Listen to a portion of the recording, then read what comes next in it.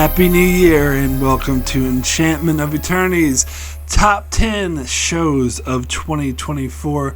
In this video, I'm here to count down my 10 favorite shows that I saw in 2024.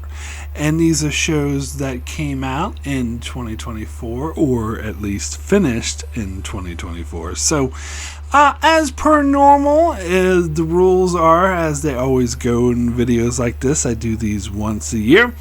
And any show that finishes run in 2024 is eligible for this list. If the show had not finished its run yet, it cannot be counted this year because I have not seen the whole thing yet. I need to see it first. Even though technically you might say officially it's a 2024 show, but if it hasn't finished yet, then I can't say whether and how much I like it. Now, can I?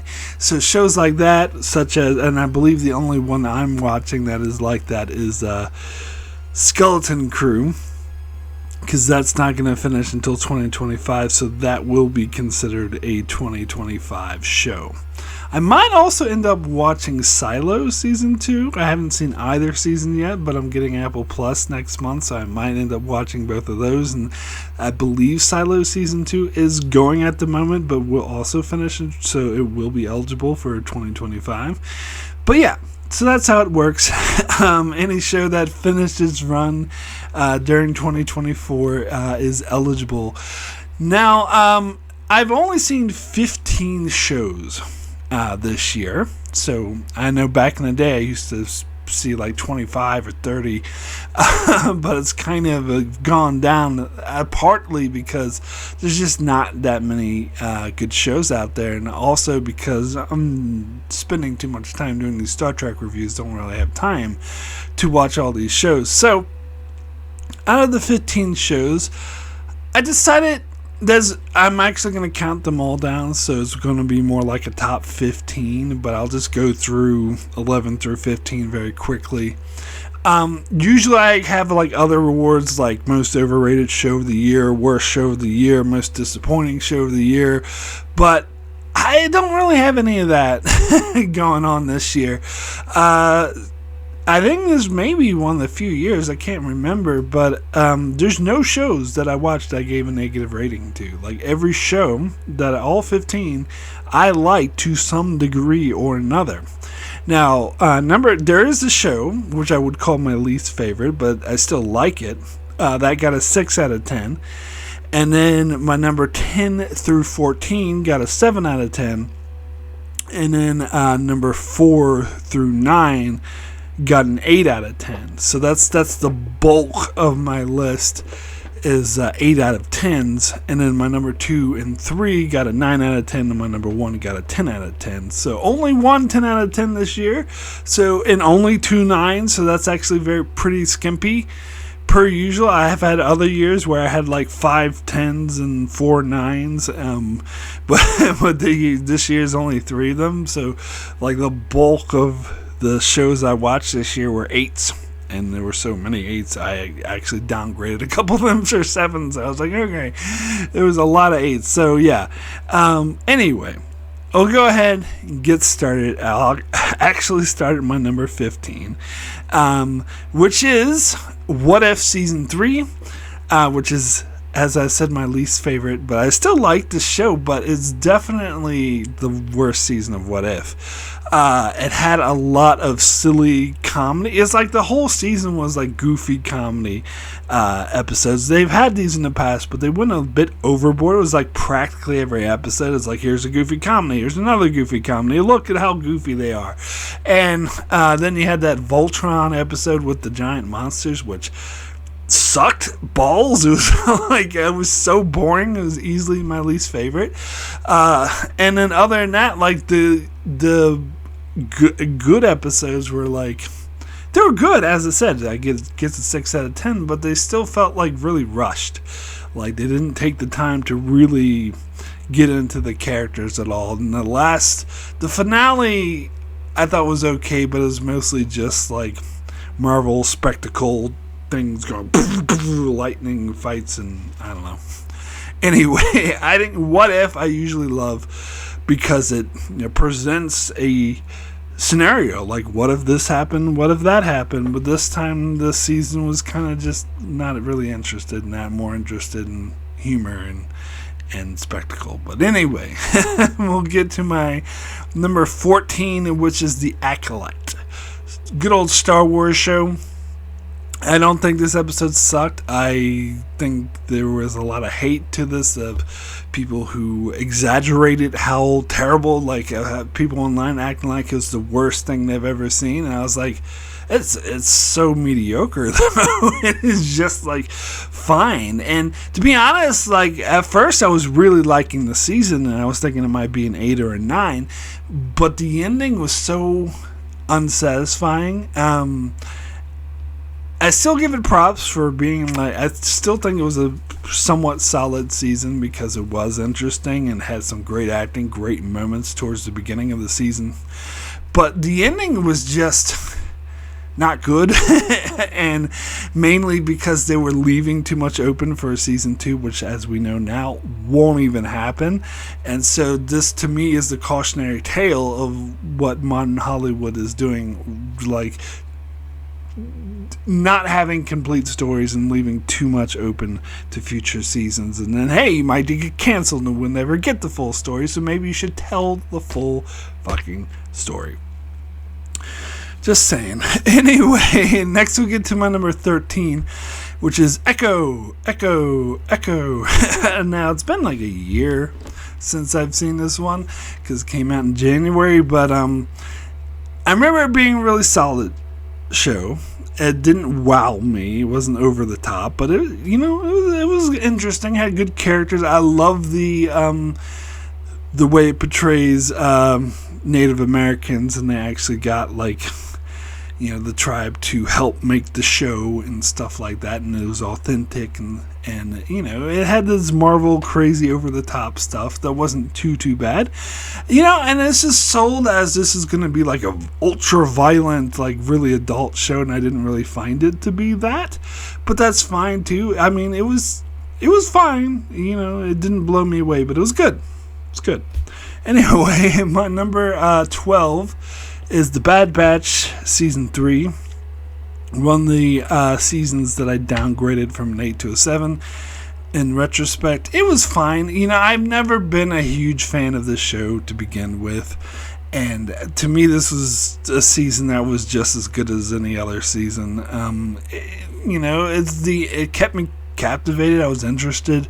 And the ending wasn't like super powerful, but it was, it was good. It was fine, which is pretty much sums up my feelings for the whole show. So kind of fitting for me. Anyway, next we'll get into my number 11, which is X-Men 97 Season 1. Now I have to say that I guess it's Season 1 because it's 97, but it's really a continuation of the other show. But anyway, I have to say that episode 4, I believe it was, the episode I'm talking about, was amazing. It was a masterpiece. It like blew me away, and I was thinking I might give this season a 10. But after that, I wouldn't say the show got bad. It just got kind of bland. It didn't really live up to the beginning of the season, I don't think. Not that I'm saying the end of the season was terrible. Again, it was kind of more your typical X-Men stuff that I was kind of expecting to get. But it's good characters, good, very entertaining show. So yeah, really enjoyed that. So now we're getting into my top 10, as promised, top 10 favorite shows of 2024. And we'll start with my number 10, which is The Penguin.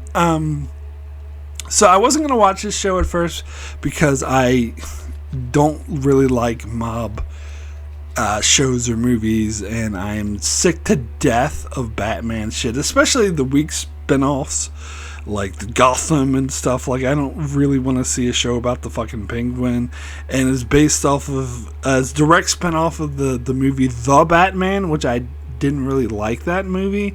So it's like, why would I watch this show? But then, like, everyone and their mother was talking about how it was the best show ever, and it was the greatest show since sliced bread, and it was amazing. Like, even my sister loved it, and I was like, alright, okay. Now I'm curious. I at least have to try it. And so, what I found, it is definitely better than I originally thought it would be, and I was really captivated by it. But I would have to say it's a little bit overrated. I didn't find it to be the sliced bread show that everyone was making it out to be. In fact, a couple episodes were kind of boring, and wouldn't have really held my attention week to week. I'm kind of glad that I binged it, but it is really a really dark show to binge. Now, I did love the aspect of it that there are no heroes, there are no good guys in the show. They're all fucking despicable, and that's something you really need to keep in mind. That was a great and I did love that made for a really dynamic show. And the one character in particular, the daughter, I can't remember her name, she was amazing. That character, I actually kind of liked that character. Was more interested in that character than I was the fucking penguin. And I was like, oh, can we get more of her? But I will say I did find the ending kind of pretentious, and I didn't really care for it. And it was so predictable what happened. It's not like, oh, it was out of character. I'm not saying it was out of character. It was in character. Totally in character, but predictable. And just kind of cliche and just, ooh, I was edgy. And I was just like, oh. I didn't really care that much for the ending. It wasn't totally terrible. Like, it didn't ruin the season. It was still a strong season, but yeah.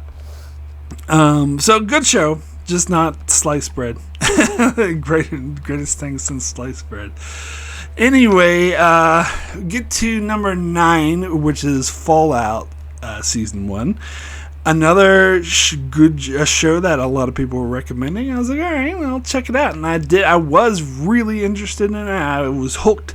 It was fascinating. The whole thing with the people living in this post-apocalyptic nightmare in this alternate scenario where they all had 60s technology or whatnot. And they're living in vaults. And yeah, the first episode, though, I don't want to give spoilers away, but it's like, I've seen Game of Thrones, so kind of knew what was going to happen in that first episode. But it was still very, very powerful stuff. But I will say it did kind of drag a little bit, and particularly when we get into that middle portion of the season, and it had these storylines that felt kind of unnecessary and a waste of time. And I go watch these Screen Crush videos or whatever, and they'd be like, oh, this is the video game, this is from the video game. And I'm like, oh, okay, that makes sense why we're wasting time with this nonsense, because you're just trying to honor the video game where it didn't seem necessary.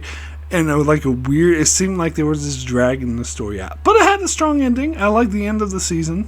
It was good, and the beginning was good. So, yeah. It was powerful. I'm still interested in the characters. Not every season's perfect. So, yeah. Definitely will keep watching this show. So, next, we will get into my number 8, which is Star Trek Prodigy Season 2. I might be a bit alone. I have a feeling that most people like this season way better than I did. I still gave it an 8. I still really enjoyed this season. I think it was great. Like seeing the I'm sorry, I'm just gonna say, you're Star Trek fans, you should have seen it by now, but seeing Wesley Crusher was so good. Like, in Will Wheaton reprising his role, and what they did with the character almost justifies that bullshit nonsense they did with making him become a traveler. At least they did something good with it, and the way they introduced him into the storyline, and the character journeys. I mean, there was a couple nonsense episodes like the Mirror Universe. Enough with the damn Mirror Universe already, and do we really enough with the damn Tribbles for that matter? But the overall arc in the season, even though it had some questionable time travel logic, which I really don't think works, but you just go with it, go with the flow, and it's a really enjoyable season. Lots of fun, great character moments. So yeah, Prodigy Season 2. So next, we'll get into my number 7, which is Star Trek Lower Decks Season 5. Sadly, the final season of Lower Decks, and also sadly, not one of the best seasons. Again, not the worst. Still a great season. Still enjoyed it. But it was most of the episodes, I was like, oh yeah, that was a good episode. It was pretty solid. Like, it didn't really have any really great episodes until towards the end of the season. There was episode 7, where they were trapped on the planet. Time was moving very fast. That was good character story, funny, a lot of great in-jokes. It was a very strong episode. And the final 2 episodes were also good. They were also strong. But I still contend, other than maybe episode 7, there were no like real masterpieces, no sort of have me on the floor laughing as previous seasons have done. Like, I do think previous seasons have done a better job at character stories. Particular Mariner was like the only character they really focused on this season. I mean, Boimler had like side plots every episode, but even then I didn't feel like his character story was very strong, and Rutherford was just outright neglected in the entire season. And yes, it had some great cameos in that second to last episode, but again, cameos aren't everything. You need good stories to go with those cameos. So, I mean, I still love that episode, just maybe not as much as everyone else did. But anyway, strong season. Not the strongest they did, but still a strong season. So yeah, my number 7, Lower Decks Season 5. So next we'll get into my number 6, which is Lord of the Rings, The Rings of Power Season 2. And if you told me at the start of the year that I'd be putting Season 2 of Rings of the Power higher than the final season of Lower Decks and Season 2 of Prodigy, I would have told you that you're fucking out of your mind. But here we are. This season was much better than it had any business being. I had no idea that the season, because Season 1 of Lord of the Rings, Rings of Power, was fine. Like, it didn't suck, but it was pretty fine, you know. It was just alright. Whereas this really got better. It really elevated. It focused more on the good characters. Most of the storylines, there was a couple downers in there, but most of them, like Numenor, excuse me, but most of the storylines were really strong, with really strong characters, and they went in very interesting ways. I think the penultimate episode did try to be too much like a Game of Thrones battle episode, but still, it was still engaging, and like the stuff they did with Sauron was just extraordinary, just mind-blowingly good. So yeah, do have to give props to Rings of Power Season 2.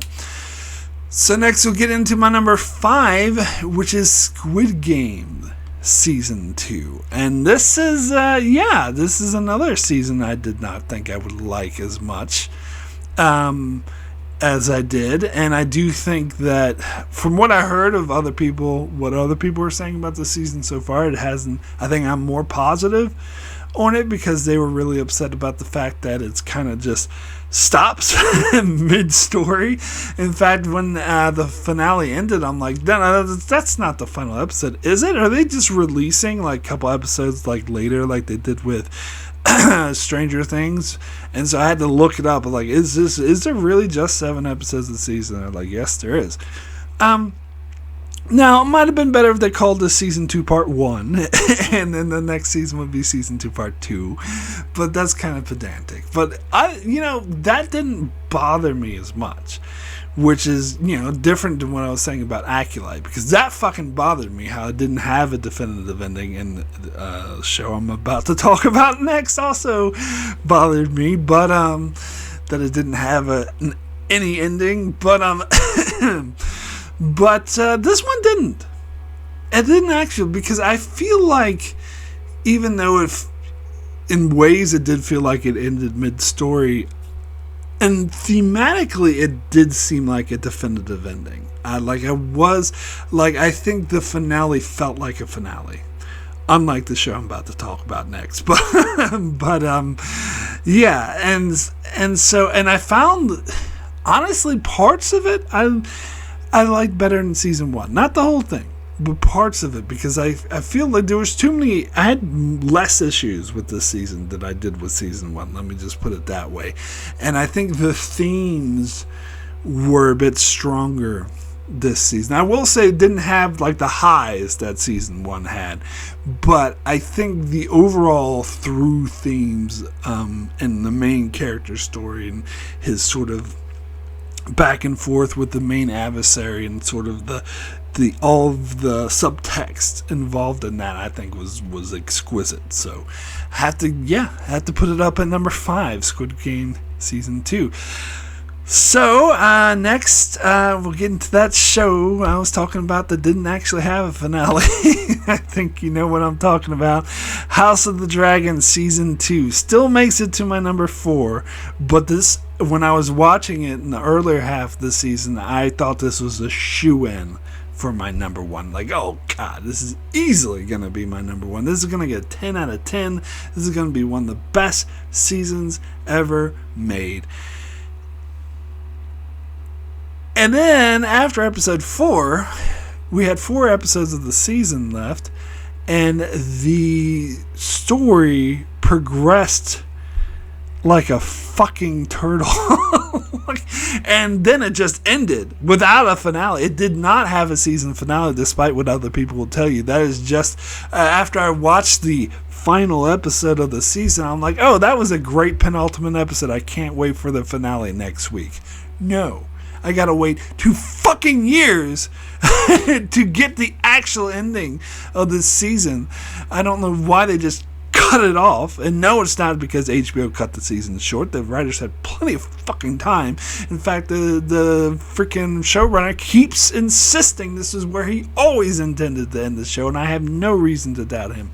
But regardless, I mean, even if that's not true, there was so much time wasted this season with Damon like having all these fucking visions and bullshit at Harrenhal, which it was like they stretched it over 6 episodes. Could have been done in 2. Like, they kept repeating it. It's like, oh my God, they're going back to this again. And fucking Corlys standing by his ship.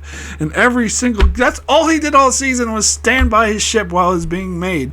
And freaking Rhaenyra is out on the balcony looking out in the sunset the entire fucking season.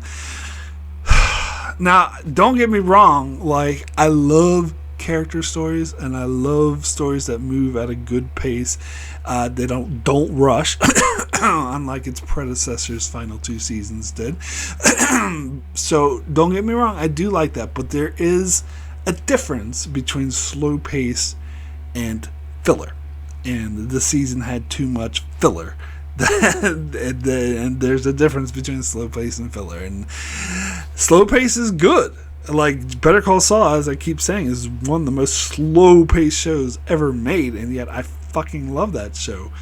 This did have some good slow paced episodes, but it also had a lot of fucking filler and no actual ending. Like, it ended before the fucking season should have ended. Frustrating. But as I said, it still makes it up to number 4 for me because I love this story so much. The characters are so rich. I'm so invested. That's why it's so frustrating. It makes it even more frustrating that they didn't have a proper ending, because I'm so invested.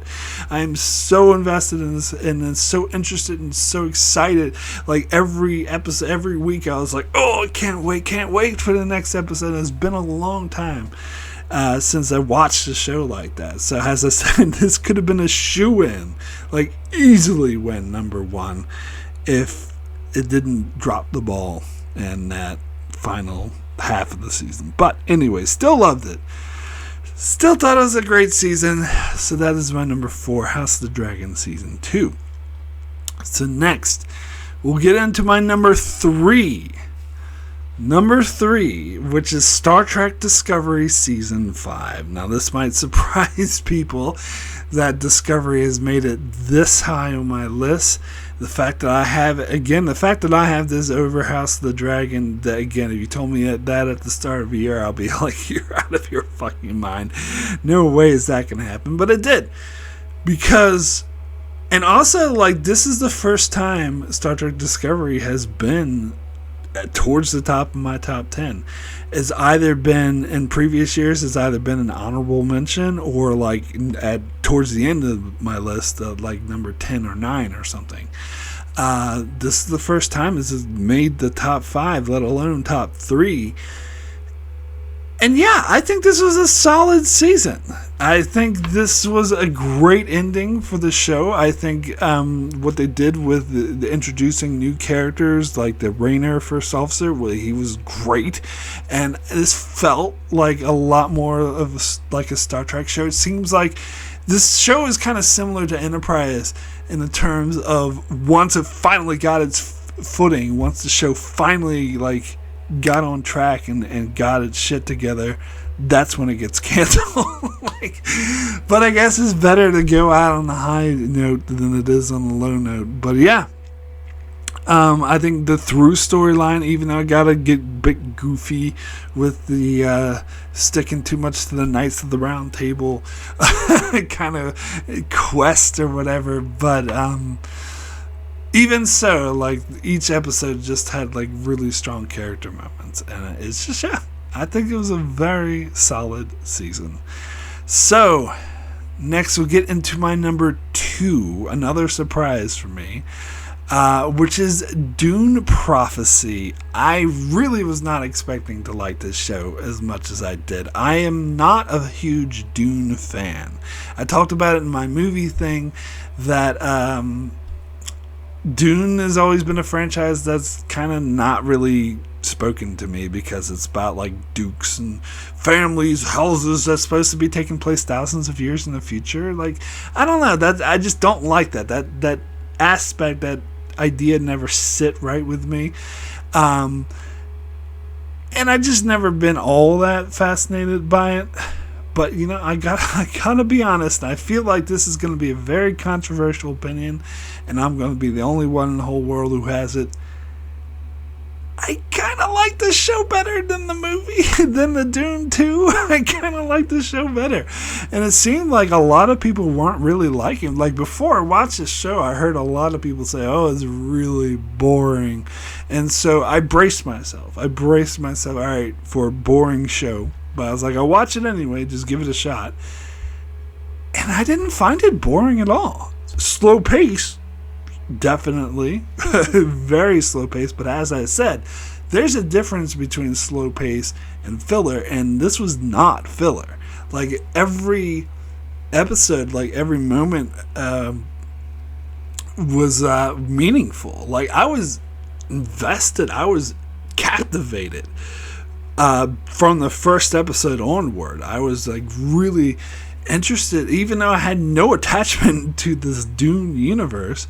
And I did get some of the references, but apparently there were a lot of references that went straight over my head. But I don't care. Like, I was still like really interested. And this is kind of similar in a way. It's kind of similar to the Penguin in terms of there's no heroes, there's no like good guys, like everyone's kind of fucked up in their own ways, so you don't really know who to root for exactly, which is, but it was just interesting. Like, the characters were so fleshed out, and the twists and turns and the political intrigue, I think, was extremely rich. So maybe I'm alone in loving the show, but I really liked it, and I can't wait for season 2. So now we will get to my number 1 favorite show of 2024, and that is Agatha All Along. Now, when I originally reviewed this show, I gave it a 9 out of 10. Since then, I watched it again, and I thought about it more, and definitely upgraded this to a 10. Now, again, this is another one that really shocked me. Like, I was not expecting this show to be good. I was kind of begrudgingly watching this, like, oh, I guess I'll watch it because it's Marvel, whatever. And, it started out pretty strong, but then it got even better as the show went on. Like, I feel like they would had a lot of twists and turns. It felt like watching Lost again. And it's one of those shows that it has so many like strong reveals, several of them, and that when I go back and watch it a second time, like, you have a totally different perspective, like, and you appreciate so much more. And that's my favorite. Those are my favorite shows. Those are my favorite movies that get better on repeat viewing. Like, to me, that is the sign of a masterpiece that is able to make it so the next time you watch it, it feels like it even better than the first time, because you got a totally different perspective, and you see the little building blocks and the pieces of all the stuff that the minor little hints that they were dropping throughout, and you're like, oh, well, fuck, it was all right there. And on top of that, really strong character stories. Like, from Agatha, I was not expecting that at all. Of course, did have humor thrown in there. It was a bit tongue-in-cheek at times, which is why I didn't think I would like it. But that feeling actually worked. Like, it didn't interfere with the power. And the finale was so emotionally powerful. Like, it was so dark and such an emotional ride that I really, like, was not expecting this at all from the show to be this powerful. And I dare say it's even better than WandaVision, which I loved. WandaVision, I gave that a 10 out of 10 as well. I was not expecting this spinoff to be even better. Huge shock. Amazing show. I'm going to watch it again. It's so damn good. So that is my top 10 favorite shows of 2024. So thanks so much for watching. You leave your comments below. Let me know just how insane I am. I can see a lot of people disagreeing with a lot of my placings here, but this is where it lied for me. Thanks so much for watching. Be sure to check out my channel as I cover mostly Star Trek, doing a lot. Finishing up my run of Star Trek Next Generation. We'll be continuing Deep Space Nine and starting Voyager in a couple months. And many other stuff, whatnot, going on my channel. You can check out my ranking of the movies I saw, which I released a couple days ago as well, if you haven't checked that out. Anyway, lots of stuff going on in Enchantment Eternity, so be sure to subscribe so you can keep up with all of that, and thanks a lot for watching.